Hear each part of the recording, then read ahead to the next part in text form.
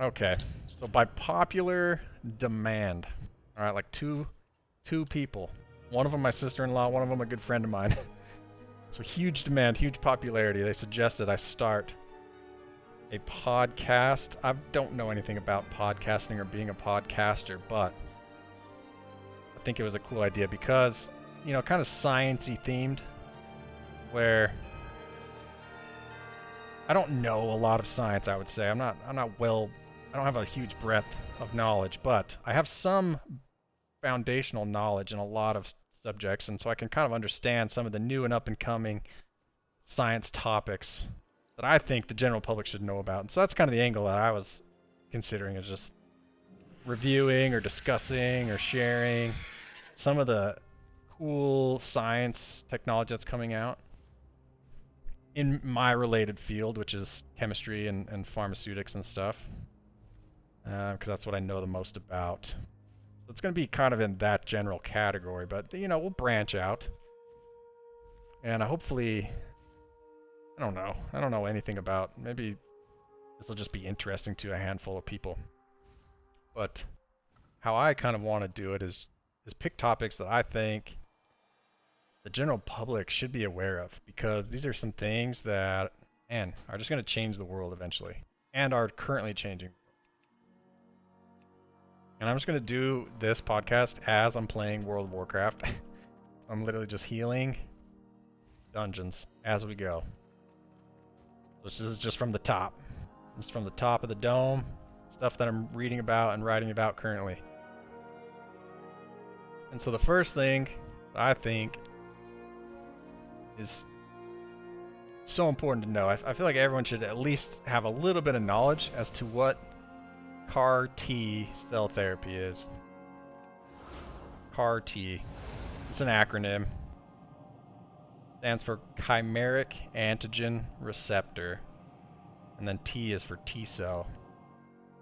We just call it CAR T.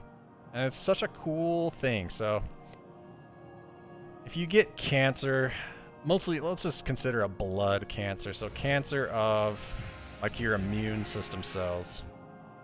So you get a mutation, say, in a B cell, or you get a mutation in a T cell, somewhere in like your bone marrow or your thymus, or cancer will start, and these cells can now like reproduce and multiply, not reproduce, but can multiply in your blood, so systemically, right? They're in your blood, so we call them liquid tumors. They're just systemic. They can get into lots of tissues throughout the body. And so the basic way you treat them, you need some kind of systemic drug. You need to inject something in the veins intravenously, because that's the best way to treat something that's in the blood. And so typically what we do is just use small molecule, compounds that we call chemotherapies that are good at killing fast growing cells. So they'll kill your cancer cells because those are fast growing, but they're also going to kill other fast growing cells like hair cells, or the cells on the palms of your hands, or the cells that are in the inner lining of your cheeks or your mouth, because all those cells have to refresh themselves, because the mouth is kind of a harsh environment, so or the cells kind of in your gastrointestinal tract, all those cells will die as well, just kind of as a side effect. And so there's lots of side effects to these systemic chemotherapies, but it's kind of the best we've had for 50 years or 60, who knows how long. I honestly don't know how long chemotherapies have been around, probably much longer than that, honestly. Just within the last probably like 2 or 3 decades, this idea of, we need targeted therapy. We need to target the cancer cells, because right now we're just kind of like buckshotting it. We're just shotgun approach. Throw a bunch of drug in. Hopefully we kill the cancer. We're going to kill other stuff, but we're trying to kill the cancer, and this is the best we have. So let's try. So that's kind of what the standard of care has been, until we started to be able to work with what's called antibodies. And antibodies are so cool. So these things, they're made naturally by the body, by B cells. B cells make these. Your immune cells make antibodies. And sorry, I'm just healing and it's getting kind of messy. So your B cells in your body make antibodies naturally, and it's their way of memorizing foreign stuff, things that shouldn't be there. Bugs, viruses, infections. These antibodies recognize that stuff, and they bind to it and stop it from infecting. And what's really cool is antibodies are very unique. They only bind to one thing. They're super specific. They look for one thing and one thing only. If that thing doesn't ever show up, the antibodies just get cleared from the system, or the B cell that makes that antibody just dies. So every B cell makes a unique antibody. And then when that antibody finally, like let's say COVID for example, if you've been infected with COVID or if you've gotten the booster, your B cells are making antibodies that recognize COVID. And so as soon as COVID gets in your blood, oh look, we have antibodies already. So we can just hurry and bind to it, and then we have less chance of being affected. If we do get infected, we should recover a lot faster because our immune system has a memory. Like it's already seen this, it knows how to deal with it. That's an antibody. And what's really cool is science, like 20 years ago, we've realized, you know, we can craft our own antibodies. Let's just make our own. We can tailor them or engineer them to recognize whatever we want. So now, the sky's the limit. We can recognize anything we want. If it's a protein, we can recognize it. So that once that became realistic, that opens up a whole world of possibilities in terms of cancer therapies. Because now we have what's called targeted therapy, where we don't have to just inject a chemotherapy and just cross our fingers and hope. We have the capacity or the ability now to target specifically the cancer cell. And how we do that is by using antibodies. So we make our own antibody in the lab. We design it exactly how a natural antibody would look, except the binding domain is different. The binding domain is what we make it. And we make it so that it recognizes the cancer cell. Something on the cancer cell surface. My tank just procced purgatory, so... Oh no, someone just died to the avoidable mechanic. Yeah, we're starting a little rough here. So, and these are called, so this is a really important term, and you're going to hear these more and more as, you know, it's just such a big, it's just so important for people to know what this is. So monoclonal antibodies. These are antibodies that are made in a lab, usually by some like big drug company like Pfizer or something.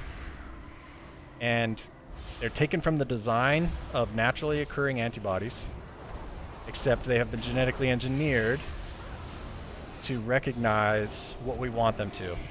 So in the terms of blood cancers, we've told the antibody to recognize cancer blood cells. And we do that just by making the protein recognize specific, or making the antibody recognize specific proteins on the cancer cell surface. So we inject the patient with these antibodies that we've made and purified, and the antibodies will find the cancer cells in the blood and bind to them. And then they can produce an effect that kills the cell. That's the whole idea. So there's no chemotherapy involved at all. They're just these antibody molecules. They know, you know, it's kind of like built into them to just recognize the cancer at this point. Because they're going to bind to that protein. Wherever that protein is, it's going to bind. Sorry, my tank's a little rough right here. So that opens up the door, right? Like, oh man, now we don't just have to... We can target the cancer. And so the first FDA-approved monoclonal antibody was this drug called rituximab. I think it was approved in like 1997, late 90s. The first immunotherapy or antibody was approved. And it targeted a protein, it's not really that important, but it targeted a protein called Cd19, which stands for cluster of differentiation. And then the 19, I think, is just the number they give in the order that it was discovered, I think is how they do it. And there's like hundreds of these Cd19 proteins now. So Cd19, it was one that was discovered pretty early. And Cd19 is a protein that's expressed only on B cells. So if you're a B cell, you express this protein.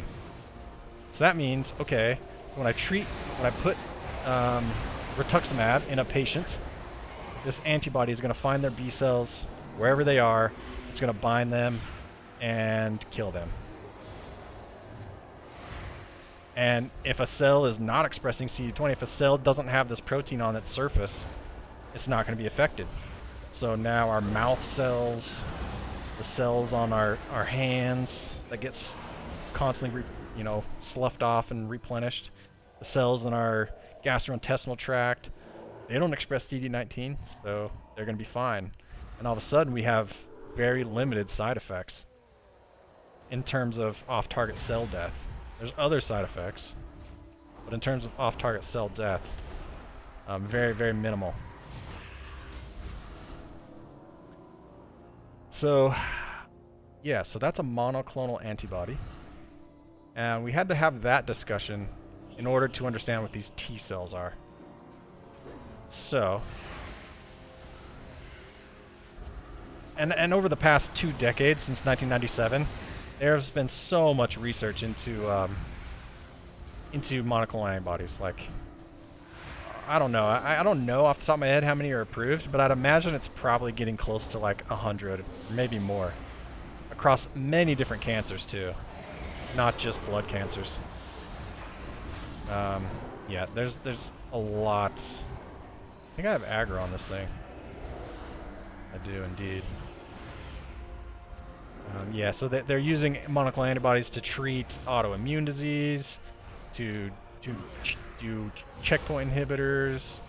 They're using antibody therapy to kind of scavenge like molecules in the blood that they don't want to be there. Maybe like TGF or stuff like that.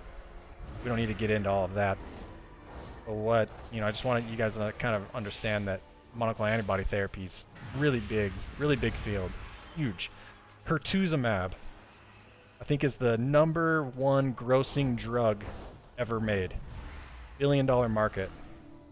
And it's an antibody.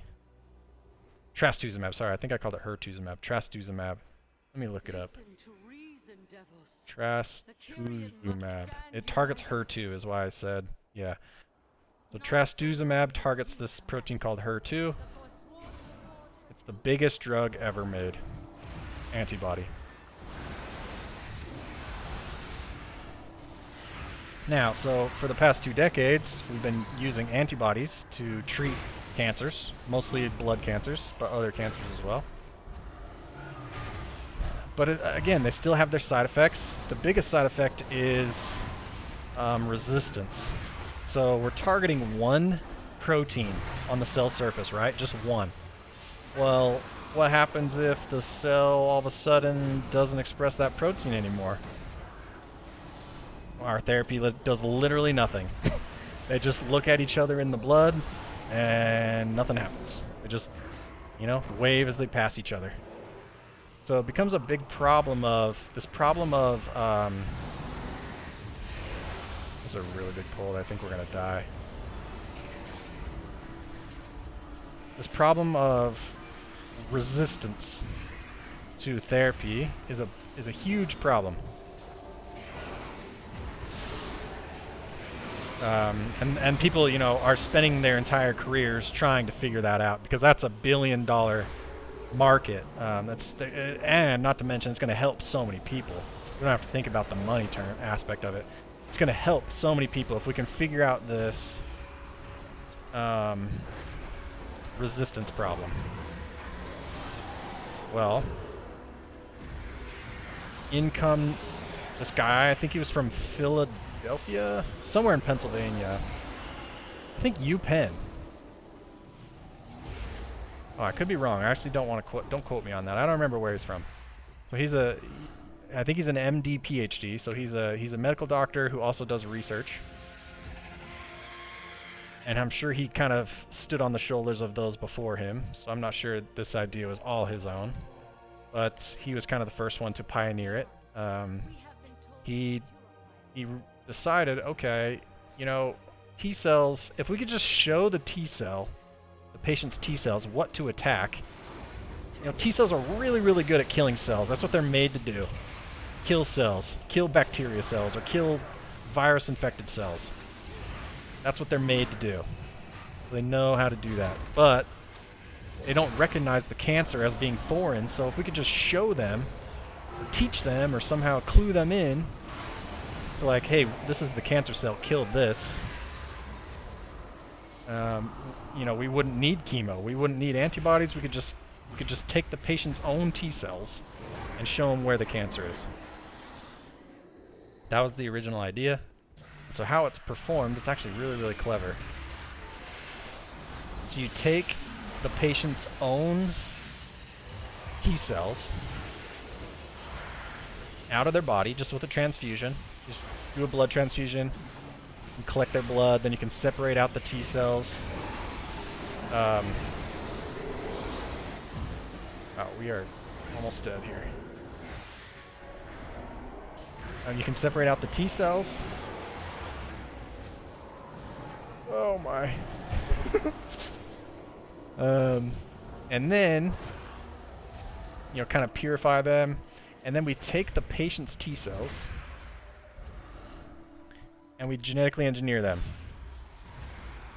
And guess what we engineer them to do?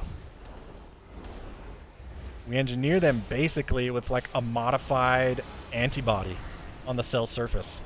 It's called it's the CAR receptor. So the antibody, or the chimeric antigen receptor, is what we make. We genetically engineer the T cells to make this protein and then express it, or put this protein on its surface. So it makes the protein and puts the protein on its surface, and this CAR recognizes the one and only Cd19. Right? So, and then we've done some clever engineering on the inside of the cell, where we put some activation domains attached to this receptor. So when the receptor recognizes Cd19, it stimulates the T cell, and the T cell becomes activated. And if you remember, Cd19 is that protein that's only expressed on B cells. So if you have a B cell cancer, you have the option of having your own T cells extracted from your body, genetically engineered to recognize your cancerous B cells, and then put back in. And then you have your own T cells that can now recognize your cancer cells. That's CAR T cell therapy. It's such a big idea. I got the Nobel Prize in 2018, I think it was. Maybe 2017. I think, no, 2018 sounds right. 2018 Nobel Prize. And we're just scratching the iceberg, honestly. It's the tip of the iceberg. So there's so much you could do with it. So if you consider the problem that we talked about resistance, where all the cancer has to do is just figure out a way to stop making the protein that we're targeting, and then all of a sudden our therapy does nothing. You know, if the cancer cell, basically if it puts a mutation into the protein we're targeting, yeah, our system's screwed. It's not going to work at all. And now we have a system that's resistant to therapy. Bad news. You know, we want to avoid that if we can. So one of the ways, kind of the obvious ways to help that situation is to sorry, I'm doing a boss fight, is to add in a second target. You know, it's a lot harder for it's not easy for a cell to downregulate a protein that it needs to function, like Cd19, but it can, and it happens very frequently. But to downregulate 2 proteins, it's a lot harder. You know, there's 2 pathways now that it has to somehow make up for.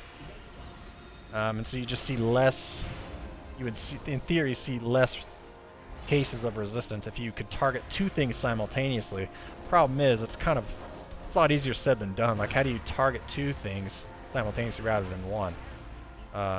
Well, with antibodies, you can keep the same antibody backbone, but then you can just change the 2 binding arms to whatever you want. And these things are called bispecific antibodies. Bispecific meaning they can recognize they're specific to 2 things.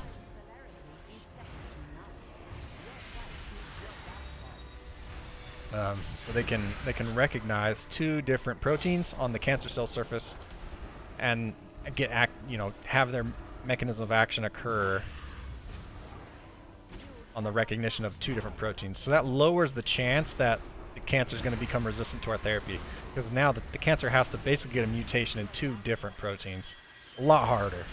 Still can happen, right? Still in theory possible, but should see a lot less of it. So in terms of CAR T, what people are doing, this is very, very new. Nothing has even been FDA approved yet. You can get a CAR T cell, so a patient's cell that we've taken out and we've engineered. We can engineer 2 receptors that recognize 2 different proteins. So it's like a bispecific CAR. There's even CARs that are trispecific. We can teach the T cell how to recognize 3 different proteins. And if we pick 3 proteins that are on our cancer cell, we have such good targeting now. Like, we're going to have specific targeting to the cell, and then less resistance because the cell is the cancer is gonna have to figure out how to lower expression of multiple surface proteins, which is a lot harder to do than just 1. Yeah. So what I will say about CAR T, just some factoids, and then we can probably end this first little discussion. But this is some of the stuff that's important. So the reason why CAR T hasn't just blown up and taken off entirely is because it's very, very expensive. Super expensive. Because if you think about what it takes to draw a patient's blood, keep the blood pure, and transfer it to like a facility now, an ah, shit. I don't think I'm in combat. Oh, shit. We accidentally pulled here. I'm trying to stay out of combat. I'm trying to dodge these things too. Okay, I think I'm safe here. Okay. Okay.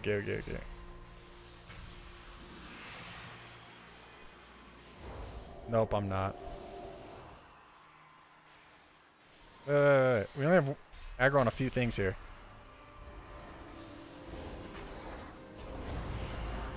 Only these 2 things. Like, we should kill it, I think. I don't think me and just the tank can kill this.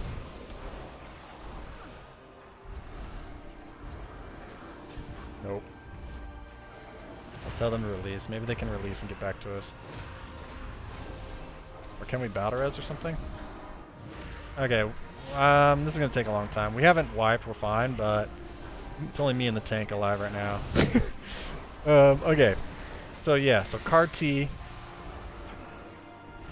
Okay, yeah, so what it takes, you gotta draw the patient's blood, you gotta transfer that blood to an external facility, you then have to do all the genetic engineering, which is expensive and, you know, time consuming. You gotta pay everyone to do it.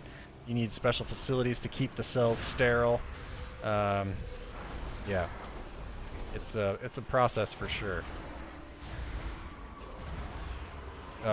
So, and then you have to transfer it back to the hospital. You have to get it transfused back into the patient, all while being sterile, all while being, you know, transferred.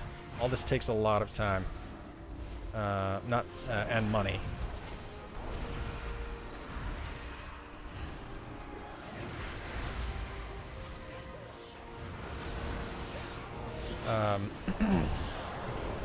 So that's actually really expensive. So, to give you a number to it, I think it's 500,000 per dose. Sometimes you need multiple doses. I think most people need multiple doses. But companies realize that it's a heavy burden. And so they, from what I've seen, they only charge the patient if the patient goes into remission. But the therapy honestly works so well that most patients go into remission after 30 days. It's just a problem of relapse after that, which we can talk about, but for the most part, I am in combat.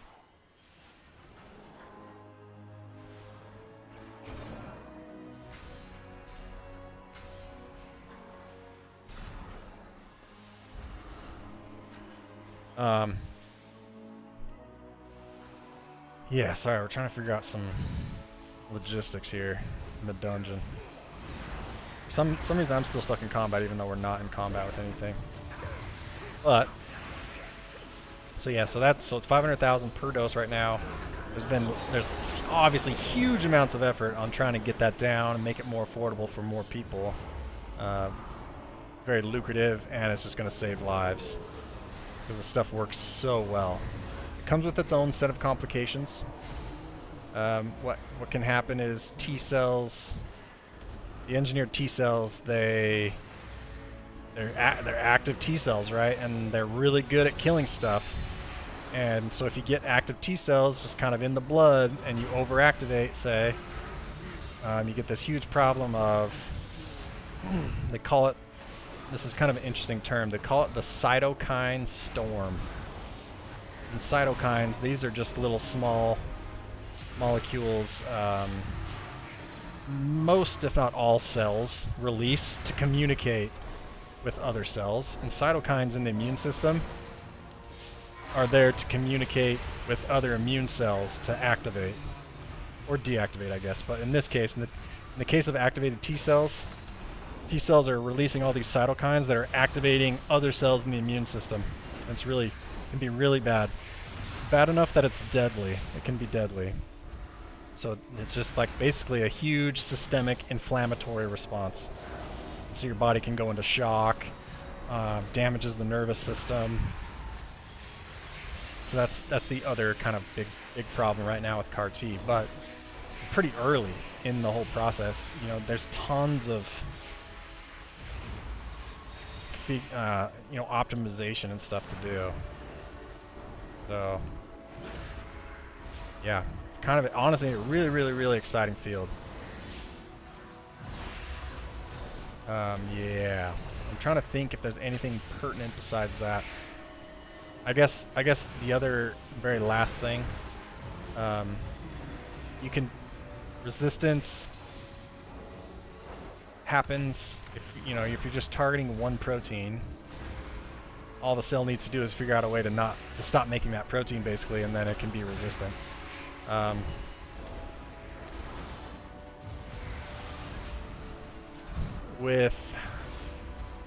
So there's also a huge push in the field for finding other targets. You know, what else besides Cd19 can we target? And so there's a huge push for other targets, and there's a huge push for targeting multiple things simultaneously.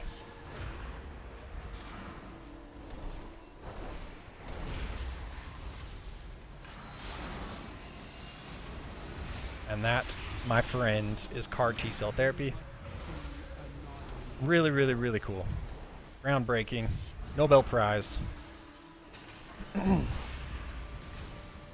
So, yeah, I think it's probably worth, like, knowing what that is, because it's only gonna get bigger. And even the field of monoclonal antibodies, like immunotherapy, that's only gonna get bigger. It's such a neat field.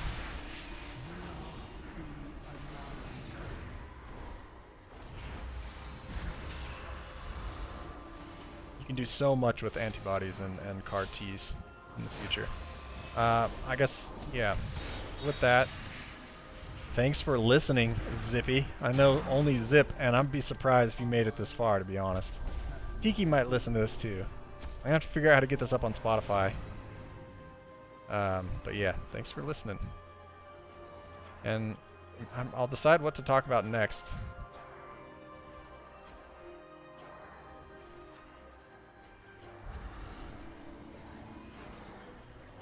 Oh, we're in combat, so we're trying to kill ourselves here. This is really awkward. I can't even kill myself jumping in here. Alright, I gotta stop the recording. I guess let me know if you have any questions about that too. Questions might be kind of cool. Okay.